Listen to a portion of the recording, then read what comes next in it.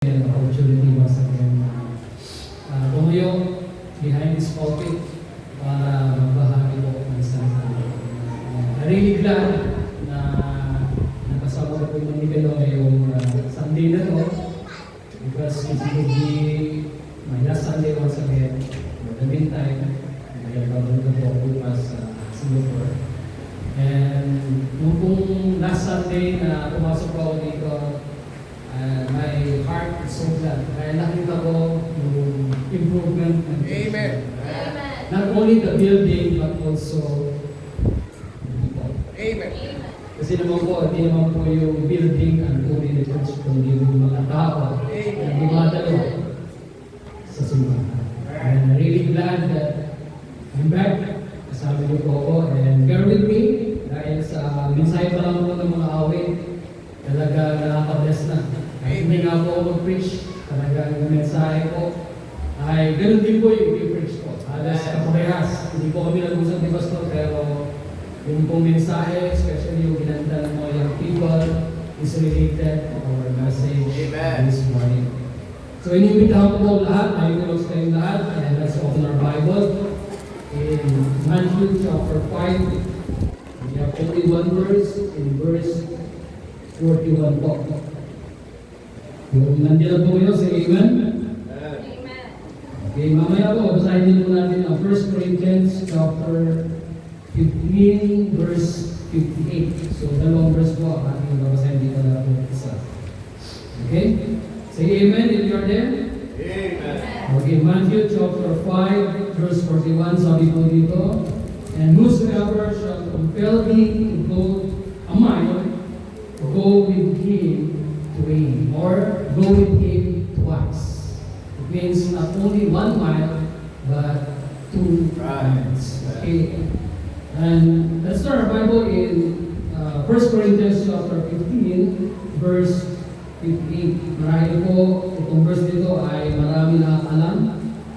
And sabi po natin, 1 Corinthians chapter 15, verse 58, sabi po dito, therefore, my beloved brethren, be ye steadfast, unmovable, always abounding in the word of the Lord, for as much as you know that your labor is not in vain in the Lord. So, tayo mo na namin. Ama namin Diyos na makapangyarihan po sa lahat, pinupuri ka po namin at pinsalamatan namin ngayong umaga that you have given us an opportunity once again to worship you in spirit and truth. Lord, we pray that you will help us to understand and comprehend the message this morning, Panginoon. Hide it behind the cross so that Jesus will be magnified in the midst of us. Just use me as your mouthpiece this morning, Panginoon. Nawa ang iyong mga salita ang malayang maiyag at hindi ang aking sarili karunungan. And bless the listener, our brethren, Panginoon, prepare their hearts for your message this morning. In Jesus' name we pray. Amen. Kaya po tayo magsigo. Sino po sa atin ang lumakad na ng malayo? I really bless what Sister Sol Thanksgiving last Sunday. Talagang kahit malayo o masilip to church, pag wala po silang pamasahe ay nilalakad po. Okay? So I'm really blessed with that testimony because kung narinig ko po yun, it is related to the prepared message that I have this morning po. Tunay po na sa una, pag maglalakad ka, parang napakahirap. Titignan mo pa lang yung endpoint kung titignan mo sa GPS. Marahil half kilometer, marahil 1 mile, or more than that, maybe 2 miles. Pero, kung sa sarili mo, alam mo na meron kang purpose, meron kang goal, walang imposible na marating mo yung dapat mong patutunguhan. Okay? It's a matter of determination. It's a matter of dedication. And it's a matter of how you respond doon sa challenge na meron ka. Okay? So this morning, doon po sa binasa natin, in Matthew chapter 5, verse 41, actually, the Lord Jesus Christ teaching in this chapter is about love your enemies. Right. Pero, doon sa verse 41, biglang nabago yung scenario. The scenario here is, sabi po ng Panginoon Yesus dito, and whosoever shall compel thee to go a mile, go with him twain. So meaning, go with him twice. So dodoblihan. Okay, during that time, the Roman soldier, hindi po nila pwedeng i-force yung mga Jews to carry their heavy backpack more than 1 mile. Kailangan, pag na-reach na nila yung 1 mile, titigil na.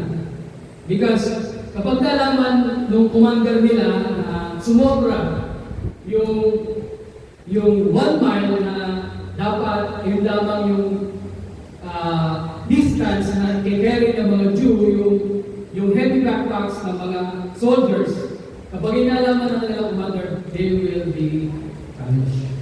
But, nakaka-surprise dito, sabi ng Panginoon, sa Panginoon kasi, iba kasi yung kanyang prinsipyo. Iba yung kanyang principle. So sa tao, minsan we have just set our limitation.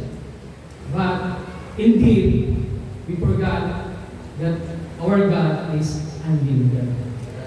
Kaya nga, if this year God has given you a goal, sana huwag ka lang doon mag-focus. Why not gain the ball? Okay? Kaya nga dito sa ating church, mamaya pastor will be having a meeting about what we have this year. Ngayon, kung kinakausap ko ng Panginoon, this year, I want to do something more for them. So last year, sabi ng mga young people, on and off daw po sila sa ministry. Why not this year? Hindi lang kayo maging consistent, kundi i-double nyo kayo effort para kayo ay maging kagamit-gamit ng Panginoon. Okay? So mga kapatid, don't limit ourselves. Itong church natin, there are a lot of potential. Kaya nga sabi ni Sister Maggie, kung babalik lang yung mga panahon way back, maybe 2010, nung nagsisimula yung church natin, marahil hindi nyo mababakas kung anong meron tayo ngayon. Kaya nga, tinan nyo yung ating window ngayon, komportable na. And then this altar, diba? Ang laki ng pagbabago. Through the years, nakita nila Sister Maggie because they are the pioneer here kung paano nag-grow yung church natin. Why? Because sama-sama tayo nanatili, sama-sama tayo naging faithful sa church natin. And also, without the presence of our pastor and his family, hindi natin mararating kung ano meron tayo sa mundo. Di ba kayo masaya na nakaupo kayo na komportable? Kahit wala tayong aircon, pero meron tayong electric fan, meron tayong magandang upuan, simento yung tinatapakan natin. Unlike other churches, talagang habong lang yung kanila, then putikan pa, pero they remain faithful. Why? Because their commitment is not on people, is not to our pastor, but their commitment is people. Okay? So, mga kapatid, hindi po tayo magpapakatagal because we have a meeting after this, but I just want to share this message this morning, going an extra mile. So, kaya nga Sister Sol, kung maglalakad ka mula dito hanggang Molino, ayaw mo yun. Kasi nakaya mo wala mas mili hanggang church. So, from here to Molino, pwede ka mag-MCX kung nagmamadali ka, or pwede ka mag-Las Piñas para walk-up. Pero, ang point mo dito, kung lagi ko natin iisipin, yung ginagawa ko natin ay para sa Panginoon, ay wala ko imposible na magawa ko. So, if we are going an extra mile, first things first, number one, we must be faithful. Kaya nga ako kanta lang young people, a faithful servant. Okay? Ano po sabi ng Proverbs chapter, before Proverbs chapter 20 verse 6, ano po sabi ng 1 Corinthians chapter 15 verse 58, sabi po doon, therefore, my beloved brethren, be ye steadfast. In other words, be faithful. Okay? Ano po sabi ng Proverbs chapter 20 verse 6? Sabi po doon,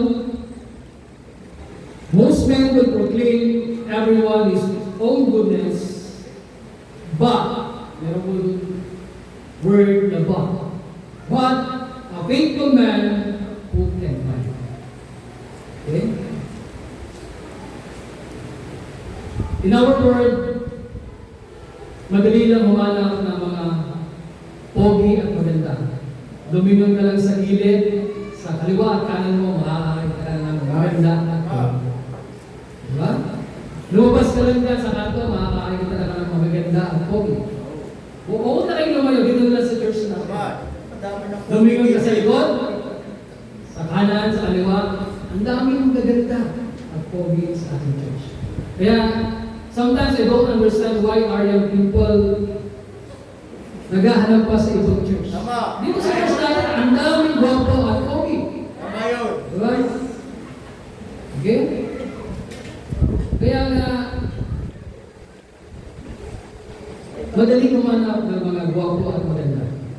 Pero sabi ng Bible, but a faithful man or woman who can find. Bibihira na po makahanap ng faithful na tao sa mundo. Because of our world system. Our world wants people to become unfaithful. Kaya maraming ginagawa ang mundo.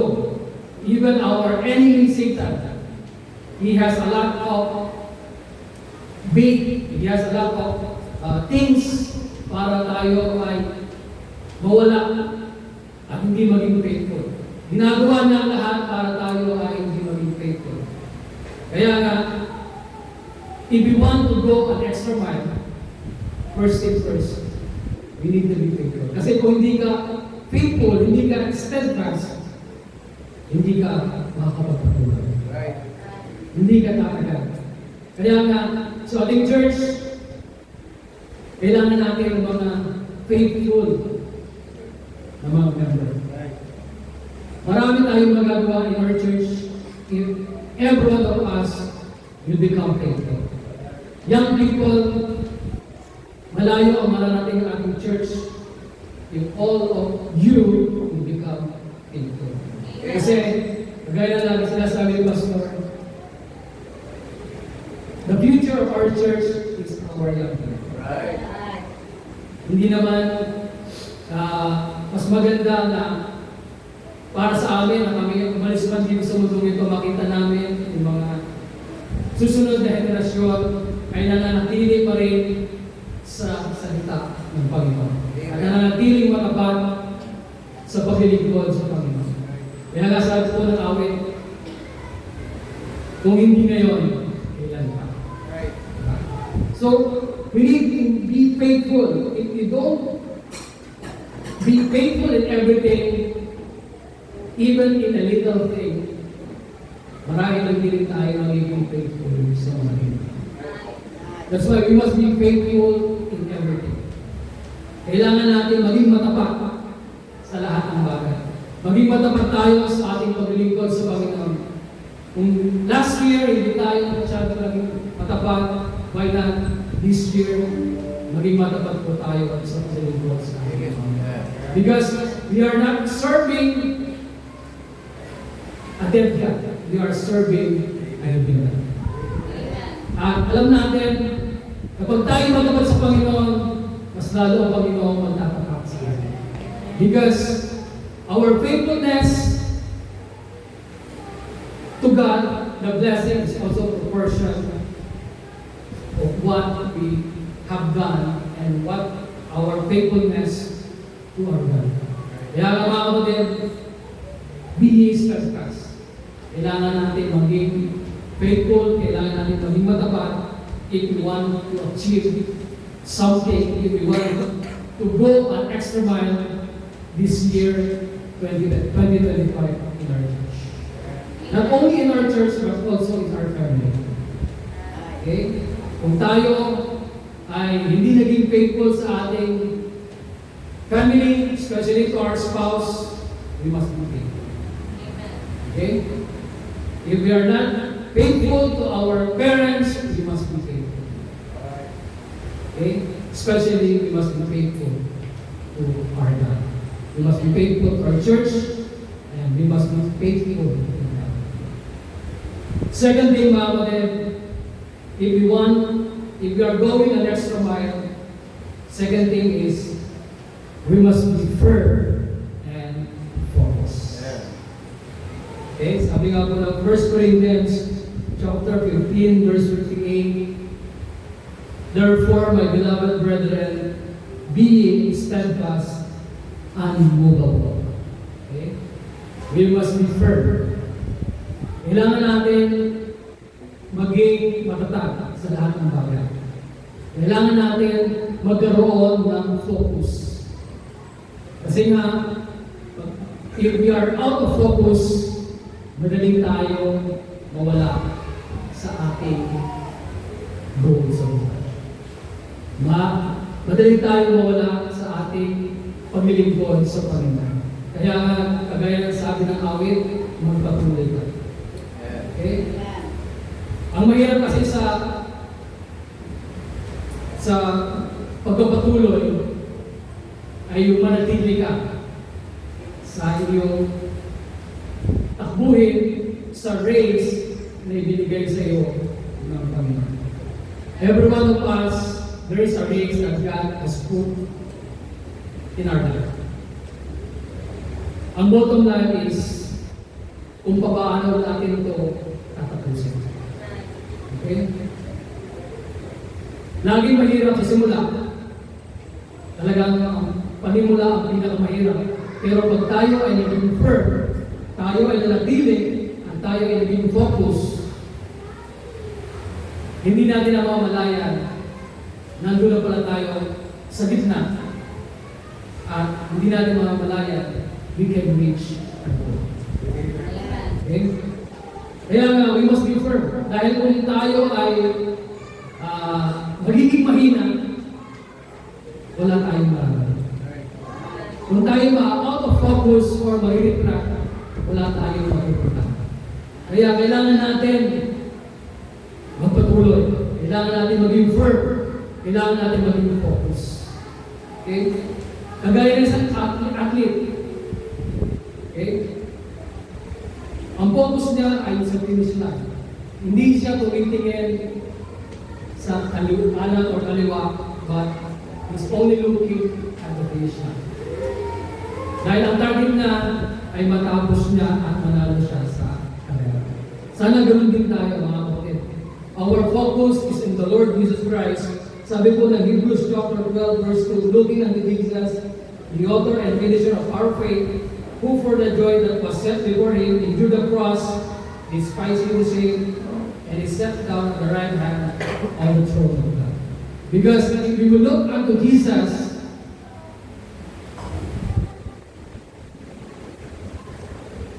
kaya natin matapos yung takbuhin na meron tayo sa buhay. Along the way, It's not easy.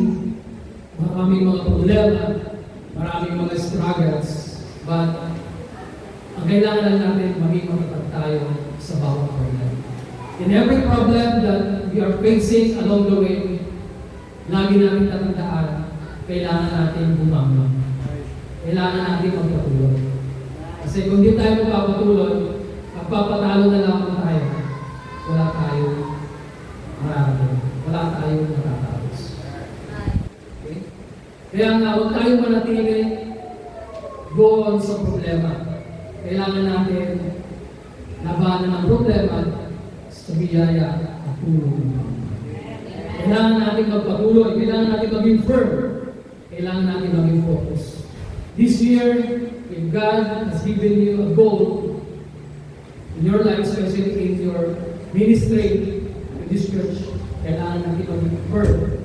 Kailangan natin maging focus. Kailangan natin mag-focus in everything. Not only we must be faithful, but of course, we must be firm and focus. Kasi kailangan natin lagi na tayo ay focusing sa ito. Dahil alam naman natin yung ating away ay marami lagi siyang mga devices para tayo ay ma-out. Especially in this world, marami siyang ino-offer para tayo ay mawala sa focus. That's why we must be firm and focus. Sabi nga ng 1 Corinthians chapter 15 verse 28, unmovable. Dapat hindi tayo basta-basta matitinag. Hindi tayo basta-basta makakala. Kundi we must be victorious. Because sabi nga ng ganda, victory in Jesus. Amen. Okay? And lastly, mga kapatid, if we want to go an extra mile, lastly, we must be fervent. We must be excited. Sana yung excitement natin lagi nandoon. Okay? Kaya sabi natin so, Sabado pala yung mga pamangkin lagi excited. Pumunta ng church. Sana huwag mawala sa atin yung excitement and your joy na Saturday ngayon, pupunta kami ng church tomorrow. Maglilibad kami sa buhay. Sasamba kami sa Diyos na may gawa, ang lagi na duwa. Sasamba kami sa Diyos na hari ng mga hari, Diyos ng mga Diyos. At sasamba kami sa Diyos na tapat at kahit kailan ay hindi kami pinagkulang at kahit kailan hindi kami pinagkulang. Kagaya po na sinabi ni Pastor, ang taon ay nagbabago. Pero ang ating Diyos, kahit kailanman, ay hindi nagbabago. Okay? He is the same today, yesterday, and forever. Kahit kailan po, hindi magbabago ang ating Panginoon. And we must be excited on that. Okay? We must be excited not only attending the church, we also must be excited on heavenly things. Minsan, we are so excited only in earthly things. But we forgot to be excited on heavenly things. Alam naman natin, we are just pilgrim in this world. Okay?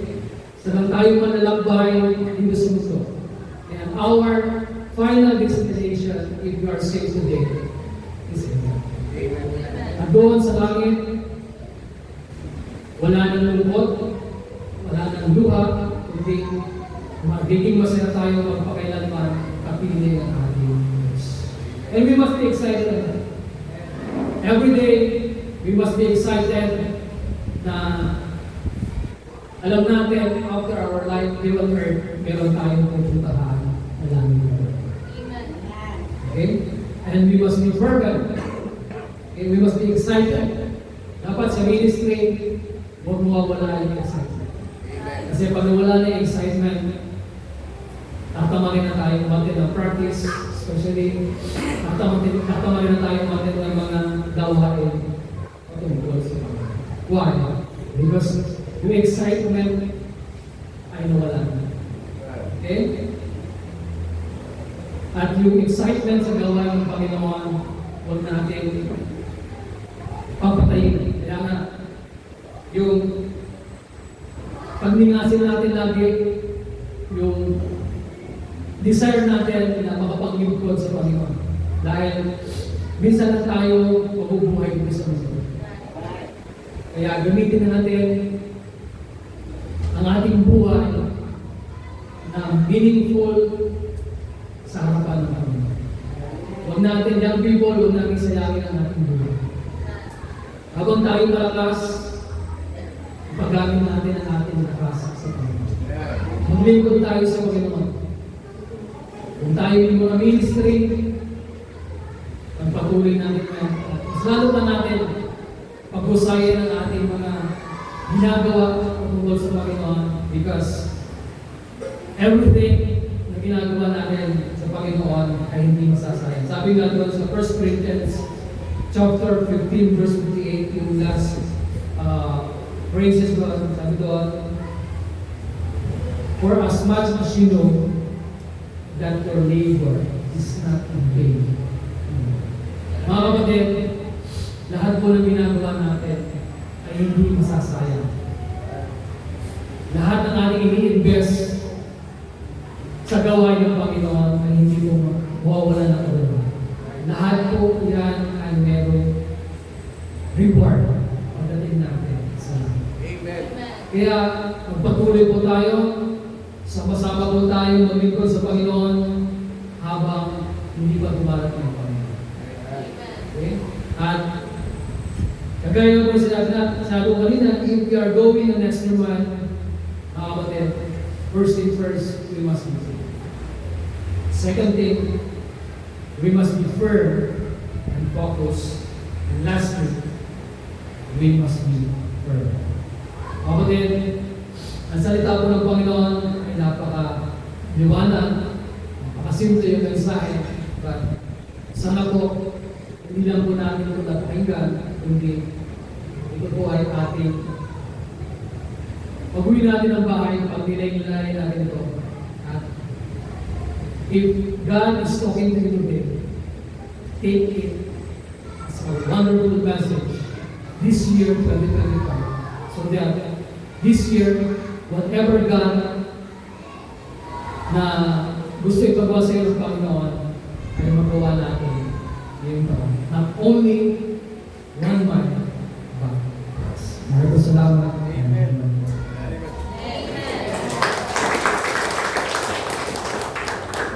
Amen. Salamat po sa mensahe nyo. Amen. Kung gusto natin na maging extra mile. Amen. At hindi tayo may nais ang Panginoon. Amen. Gusto ng Diyos na minsan ito yung abutin natin kaya sabi ng Diyos, doblehin ninyo. Amen mga kapatid? At nawa ay nakita natin magsisimula yan sa magiging matapat. Amen? Hindi natin magagawa yung extra mile if we're not faithful to God. Amen? Hindi natin magagawa yun if we will not be fear and focus. Tama? In spite of this world, a lot of distraction, stay focused on God. Amen? Stay focused. Kahit anong gawing distraction ng mundo nito, stay focused. Amen? At sabi ko kanina, hindi natin yung we must be ng fervent. Sabi natin yung joyful natin, natin yung excitement natin, lalo na po sa gawain po ng Panginoon. Amen? Huwag natin hayaan na excite tayo sa mundo, sa church, hindi. Huwag natin hayaan na yung kasiyahan natin na sa mga bagay ng sanlibutan, pagdating sa mga bagay ng Diyos, tinatamad na tayo, wala tayong excitement. Sana ipakita natin yung excitement natin pagdating po sa Panginoon. Amen mga kapatid? Tama po ba? Kaya nga, as I said, every time we go to church, lagi tayong masaya dapat. Amen? Every time you enter that door, dapat masaya tayo. Kasi minsan, kung ano yung mukha natin ngayong Sunday, yun yung mukha natin ng Sabado.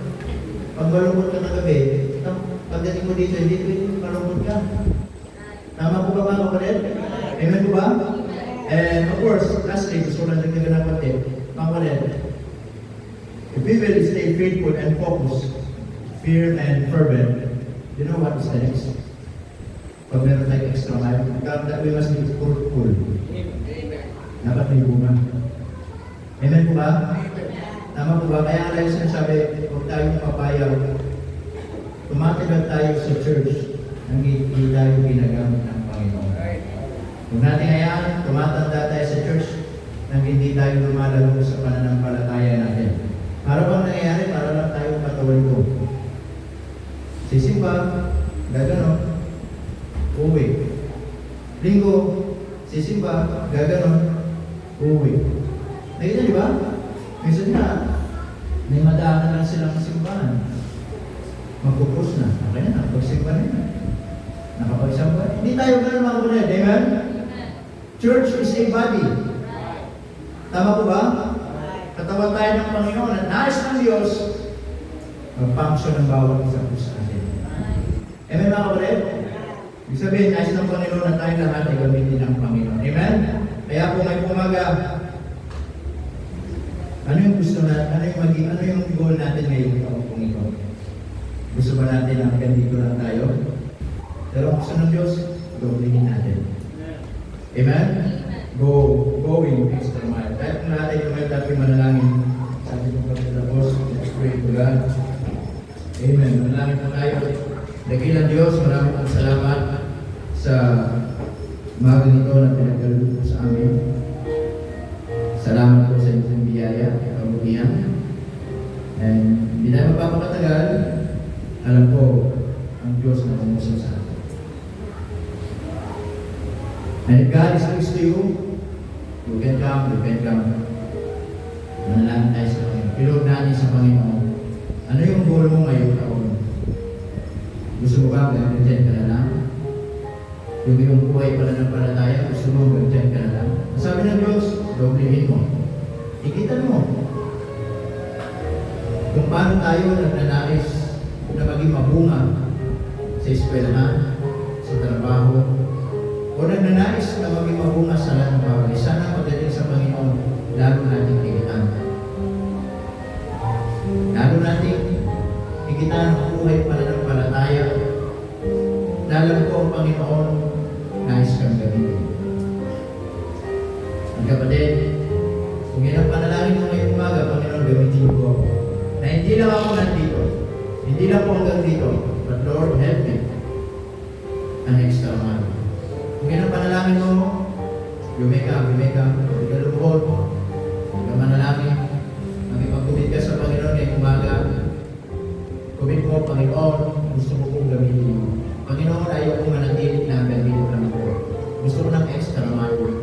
Gusto ko, alam ko, Panginoon, gusto niyo mas higitan niyo pa yung panalo.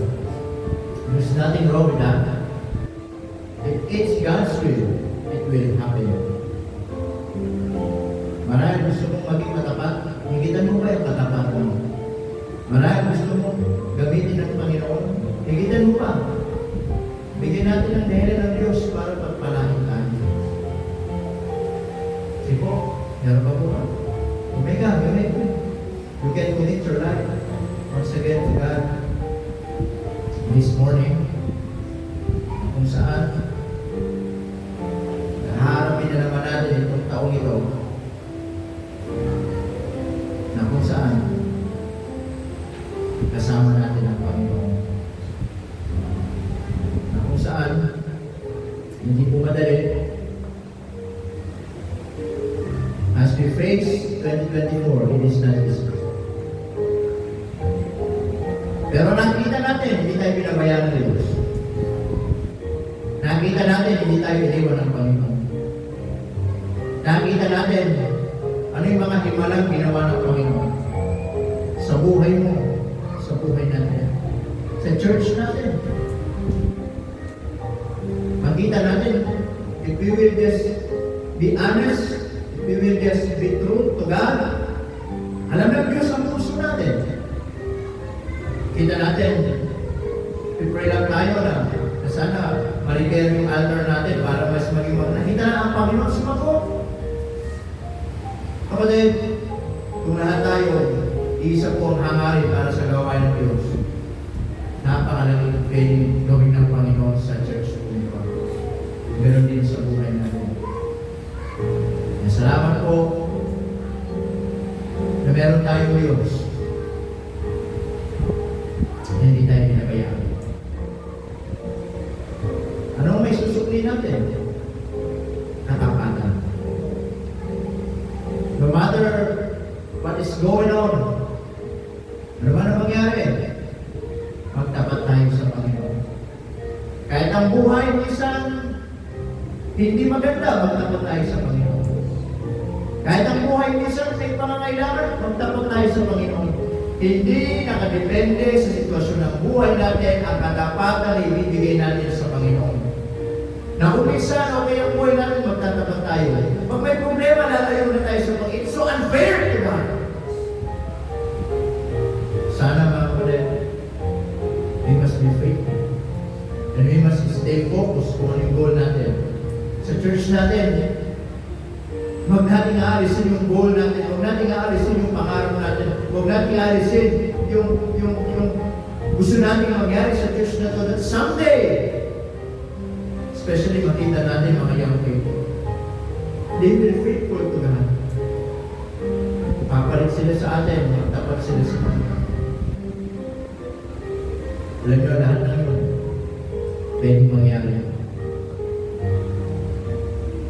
Huwag natin ang magpapalit ang Panginoon. Ibalik natin yung excitement, ibalik natin yung joyful sa puso natin, na kung saan every time we go to church, we're so happy. Na minsan kahit mahirap, we're so happy. Alam niyo kung bakit masaya tayo kahit nahihirapan? Alam niyo kung bakit dapat tayo maging masaya kahit may pangangailangan? Alam niyo kahit maging masaya tayo kahit minsan hindi madali sa gawain ng Panginoon. You know what? Because we are serving and worshiping the living God. Alam ng Diyos, pinagdadaanan. Kaysa naman, ano man ang hirap natin, pero ang Diyos natin kung patay, din talagang walang mangyayari. But we thank God, yung Diyos na kinilala natin, yung Diyos na sinasamba natin, tatandaan mo lagi, buhay, makapangyarihan, walang katulad, pinakamataas sa lahat. Yun yung Ama natin. Salamat po na meron tayong Diyos na makapangyarihan sa lahat. Panginoon, maraming pong salamat for reminding us through the Word of God that you shared with us. Salamat, Panginoon, na minsan ito yung gusto namin mangyari. But Lord, you challenge us na doblehin namin. Salamat po, Panginoon, sa iyong pong pinamit. Kayo po mag-ingat, especially si Brother Nelson. As he travel going back tomorrow to Singapore, dalangin po namin, gabay dito siya doon, protektahan, pagpalain na kanyang trabaho, para lalo din maging kagaligan sa iyong trabaho. Hindi niya pamilya na mayroon dito. Salamat po sa bawat isa. Sa atin kami sa mga Lord. Amen. Amen. Praise the Lord. We're going to take a seat. Amen. We're blessed. Amen.